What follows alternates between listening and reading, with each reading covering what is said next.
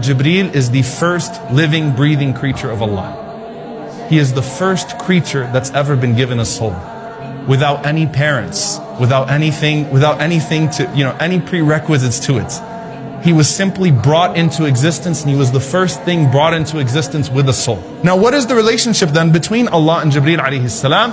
He is Kalimullah min al-malaika. He is the one that Allah speaks to from the angels. Now you might be thinking to yourself, doesn't Allah speak to all of the angels? No.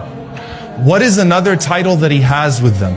He is Nasirul Anbiya. He's the one who supports the prophets. He has been sent to each and every single one of them to teach them, to raise them, to support them, to protect them. He was there. There's not a single prophet of Allah that you study except that there's a mention of Jibreel. Seriously, just go through Qasas al-Anbiya, the stories of the prophets. You'll find a mention of Jibreel alayhi salam in some way, shape or form. He's got to be there. The Prophet sallallahu alayhi wasallam says, "Ra'aytu Jibreel, I saw Jibreel, walahu sittumi'ati janah, and he had 600 wings." The Prophet sallallahu alayhi wasallam said he filled up the entire horizon, and he was sitting on a throne that Allah subhanahu wa ta'ala provided for him.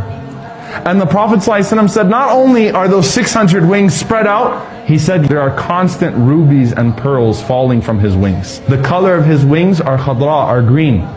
And the soles of his feet are green. Imam al-Suyuti rahimahullah says, the greater the task the angel has been given, the greater the size of the angel. So that tells you right away that Jibreel alayhi salam is even bigger than that.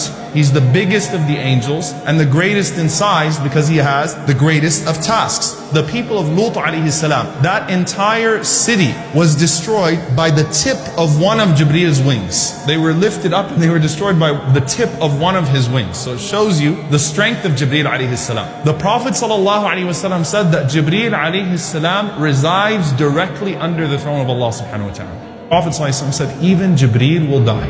After the horn is blown, and the only ones that stand, إِلَّا مَنْ شَاءَ رَبُّكَ, the ones who your Lord willed, Allah subhanahu wa ta'ala will have in front of him, Jibreel, Israfil, Mikal, and the angel of death. Allah says, take the soul of Mikal, and Mikal's soul is taken from him. And He says, take the soul of Israfil, and Israfil's soul is taken from him.